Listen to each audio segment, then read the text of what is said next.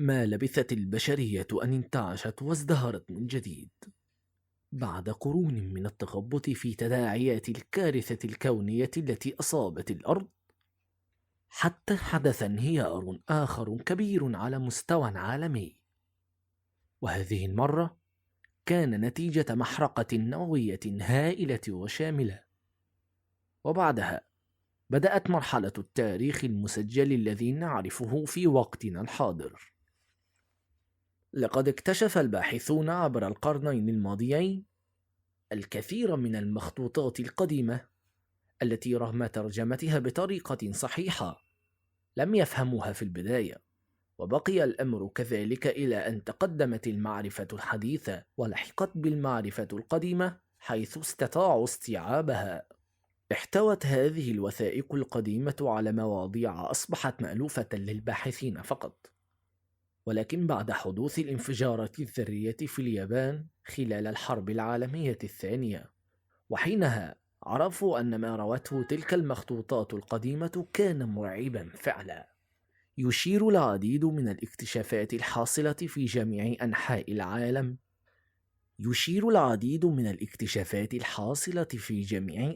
العالم إلى حصول نوع من الانفجارات النووية على سطح الكوكب كالزجاج الأخضر المنصهر الموجود عميقا في طبقات الأرض في مواقع مختلفة، رغم أن مثل هذا الزجاج لا يوجد عادة إلا في مواقع الاختبارات النووية، ومع ذلك فقد تم استخراجه من مواقع أثرية عديدة، وتلك المواقع تفصل بينها مسافات شاسعة حيث وجدت في إفريقيا وأسيا وأوروبا والأمريكتين.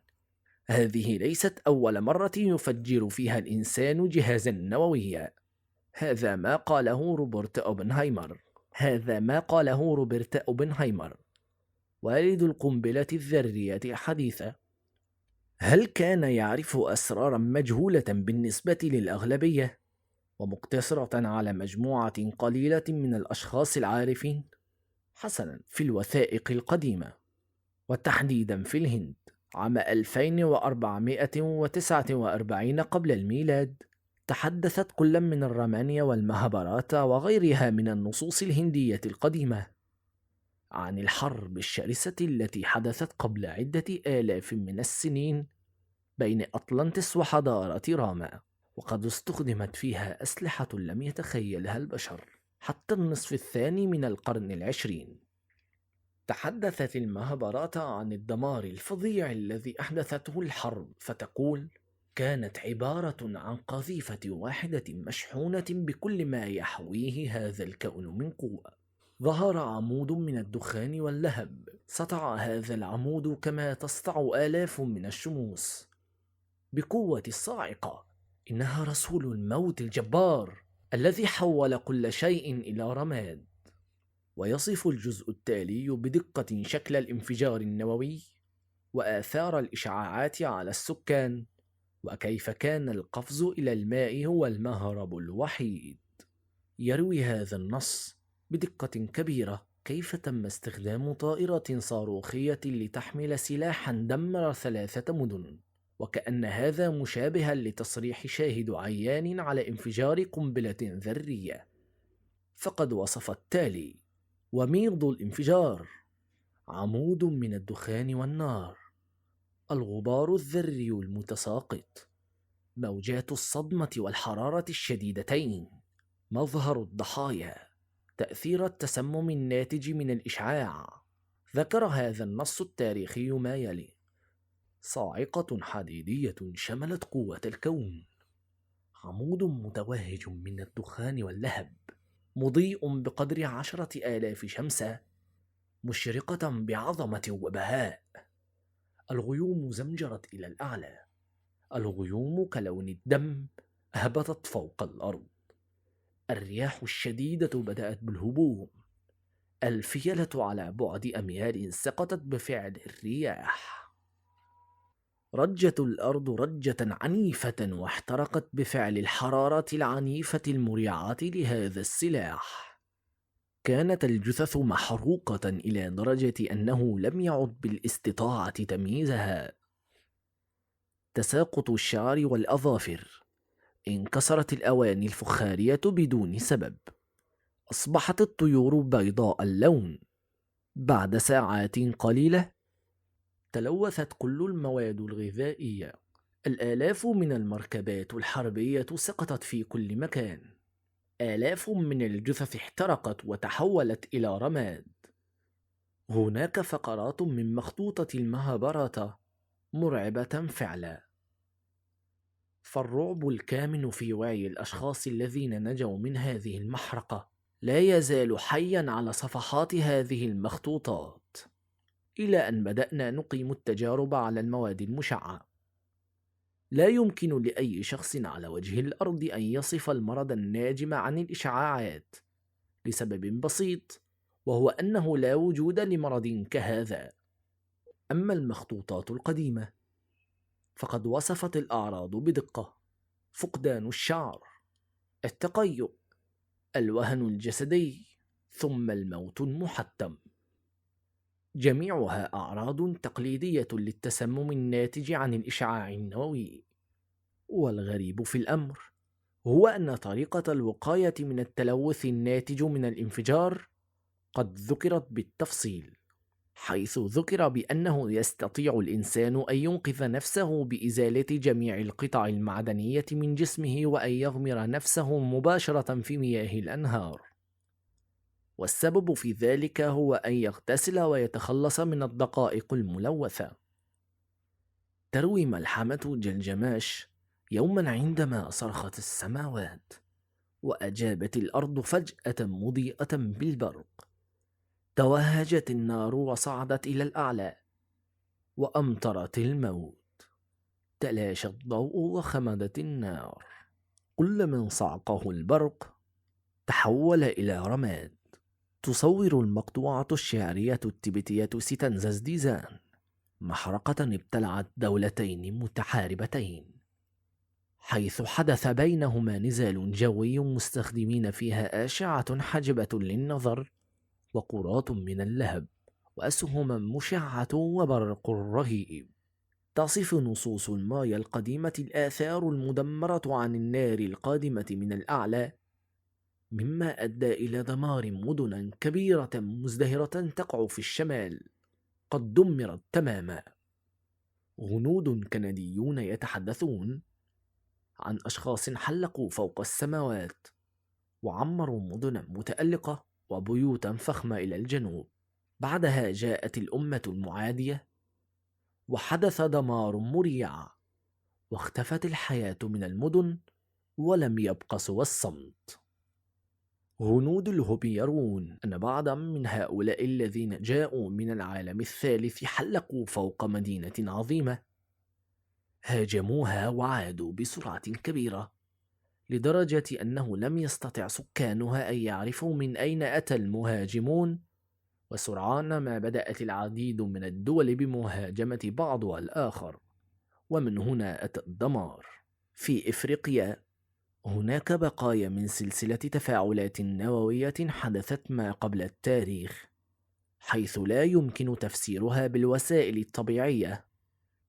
تم اكتشافها في أسفل منجم قديم يعود إلى عصر ما قبل الفيضان، تبدو وكأنها بقايا لتفاعل نووي.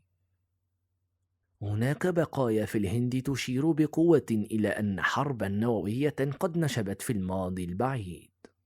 في منطقة محددة بدقة في السجلات القديمة التي تقع بين جبال الغنج والرجمهال، حيث يوجد هناك عدد هائل من الآثار المحروقة التي لم يتم استكشافها حتى الآن. وهذه دلائل على أن هذه البقايا لم تحترق بنار عادية.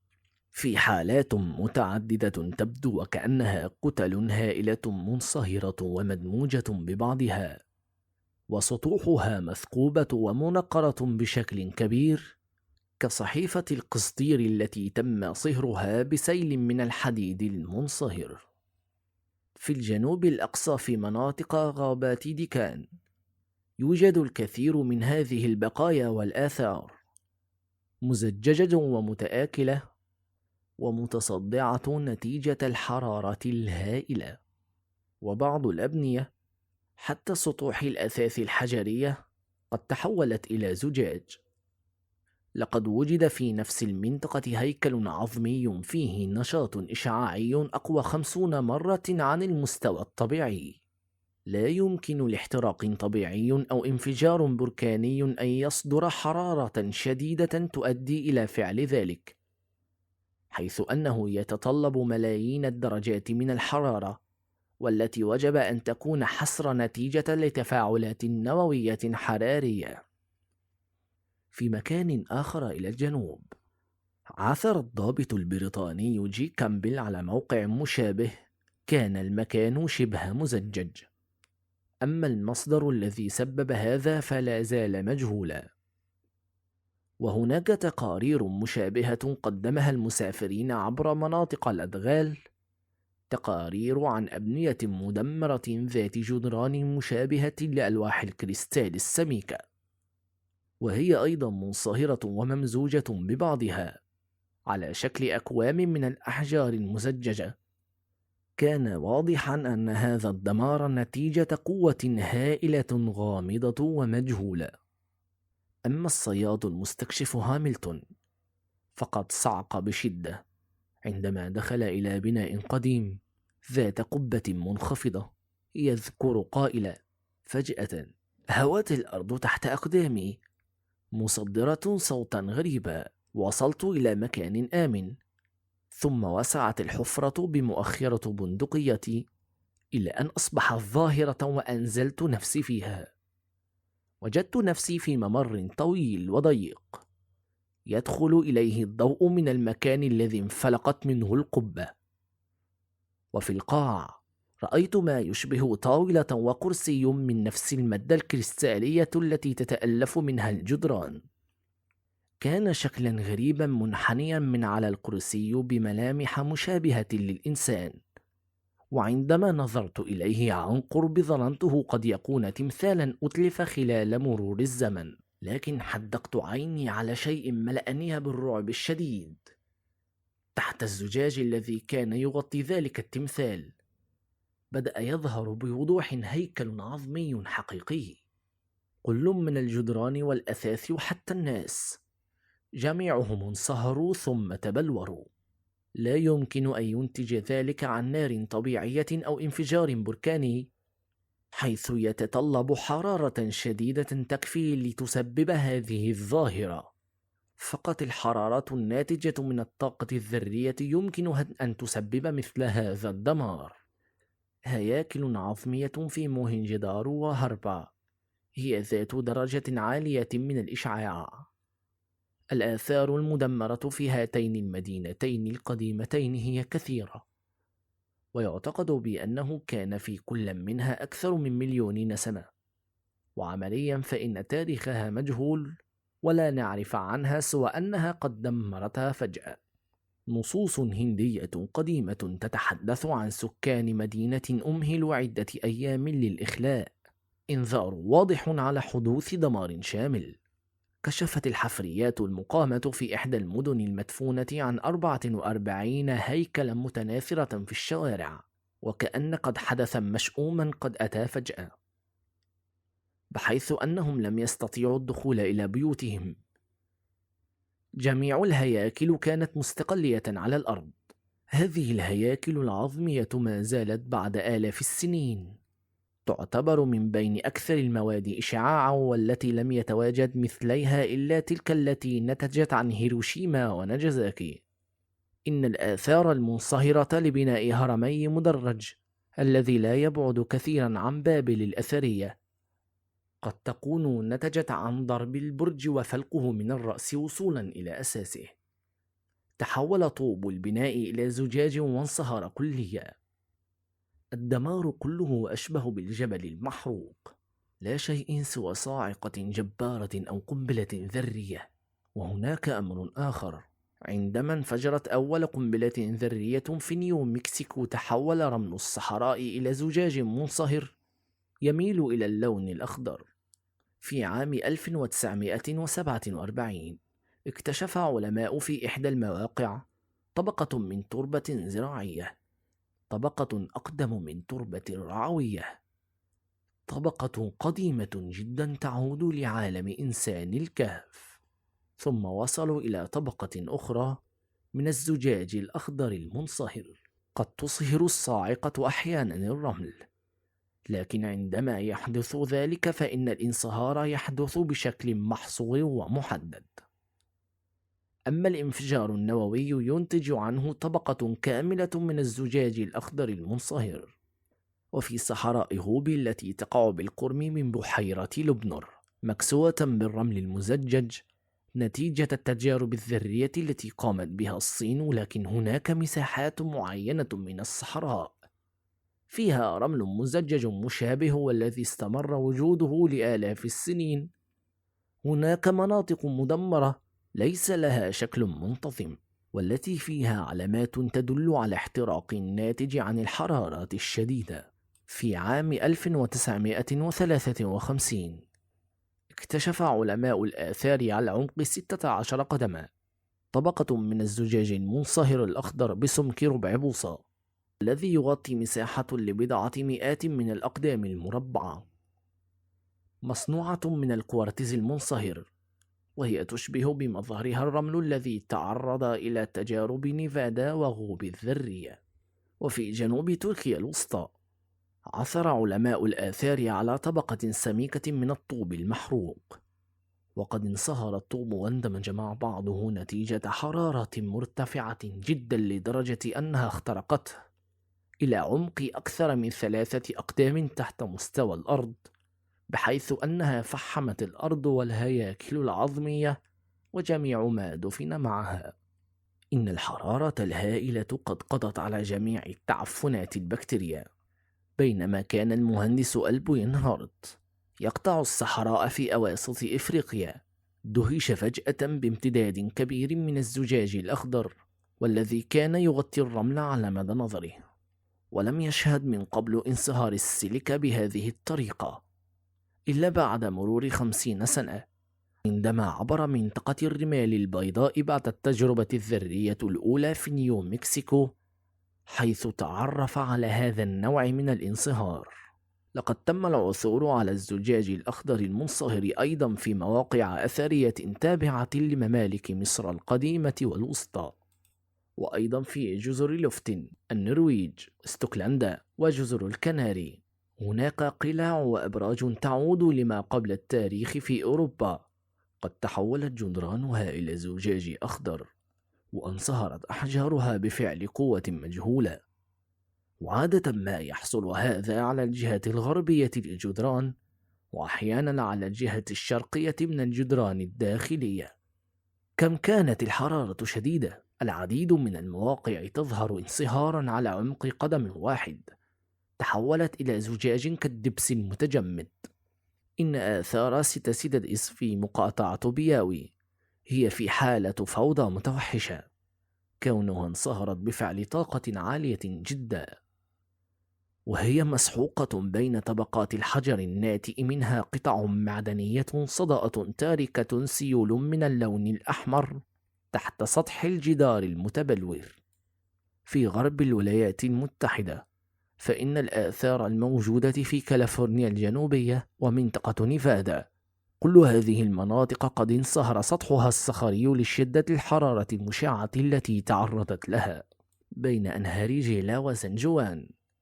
هناك مساحة كبيرة فيها بقايا آثار مدن محترقة بالكامل، وقسم كبير منها مزجج ومنصهر، مليئة بالأحجار المنصهرة والحفر التي سببتها النيران التي كانت حارة جدا لدرجة أنها قادرة على صهر الصخر أو المعادن. هناك أحجار متكوكة ومنازل تصدعت بشكل فظيع في مركز مدينة مدمرة في وادي الموت. هناك بناء ضخم قابع على صخرة طويلة.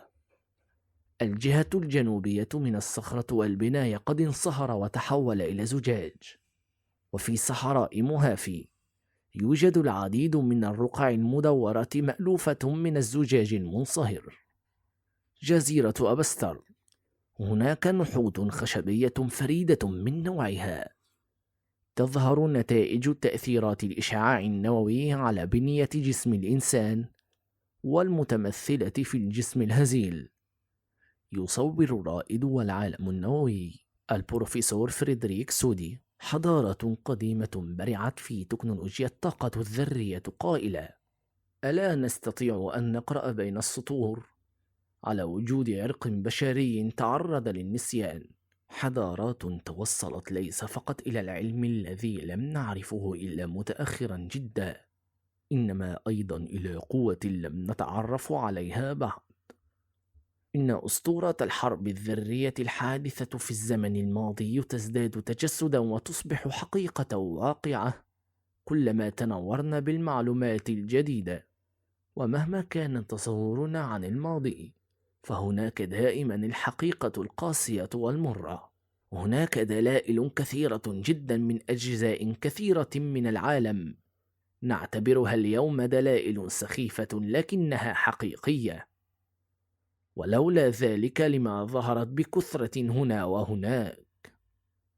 مواقع عديدة حول العالم منصهرة ومزججة في ذلك الماضي السحيق.